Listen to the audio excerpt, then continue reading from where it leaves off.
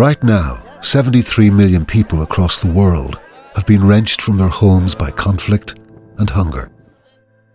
Behind these numbers lie stories of the profound resilience of the human spirit. Almost 2/3 of refugees come from Syria, Afghanistan, and here, in South Sudan, where thousands of people have fled conflict to neighbouring Ethiopia. Goal has been working in Ethiopia for over 30 years, and today Goal staff support 4 refugee camps, 2 in the Afar region of the northeast, and 2 here in the southwest, close to the border with South Sudan. I'm speaking to you from Gambala in Ethiopia, where almost 500,000 people are living here in refugee camps from South Sudan. And I've been lucky enough to meet some extraordinary people, like this woman, Nisha. Nisha is 36. She lives here with her 4 children, including her baby, Galette. We spoke for quite a while today about her family, about where she came from, about why she was here. Nisha told me she came here from South Sudan to escape the terrible violence there. The journey she described was just horrific. I'm in Pamdong, which is a transition camp, which is where people first arrive to before they're processed to go to the refugee camps. People walk here maybe over a day or 2 and arrive.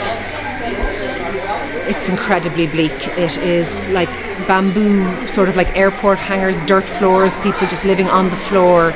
They get 2 sort of porridge-based meals a day. There's enough calories there, but there are also more people outside the space living in the pure elements. When Nisha and her family fled South Sudan, this is where they came. Nisha now lives here in the Kule refugee camp along with nearly 60,000 other people, most of them women and children. In places like this, malnutrition is a constant threat. So Goal has created a special programme called the Mammy Programme for pregnant women and young mothers to make sure that their newborn babies and infants get the nutrition they need to survive. Thank you. Nisha says that the Mammy Programme has really helped her and her children, especially her baby Galette. Then Nisha told me about her other 2 children, the ones who didn't survive. She told me how her daughter died with a fever. She called it the emergency disease. Her daughter was just 9 months old. But Nisha's was not the only tragic story we heard. Nadul lives here with her daughter and her 5 grandchildren. She's come from South Sudan 5 years ago. And I asked her what was her life like before. She told me she had a job. She worked in a primary school. She had a home. She hasn't seen her husband in 5 years. She doesn't know if he's alive or dead. She doesn't know where he is. And she said if it wasn't for Goal, she said, where would the food come from? Every young mum we talked to came here to escape violence and hunger and disease. Some still had the scars from the bombings and the shrapnel that hit their villages. But for others, the scars were deeper. I just met 1-year-old twins whose mum died during childbirth. They're being minded by their granny and their great-granny. When I asked about their daughter and the twins' mom. What age was your daughter when she died? They just fell silent. Their mum was 15. It's been a hell of a day. We've seen an awful lot here today, and it's not easy. It's not easy walking around the camp. If you're listening and you're watching this, maybe you're wondering what you can do. You can do something. You can donate to Goal.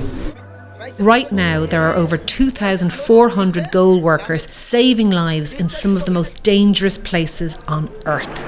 In Syria, over 400 Goal staff are risking their lives every day to bring essential aid and support to victims of this protracted conflict.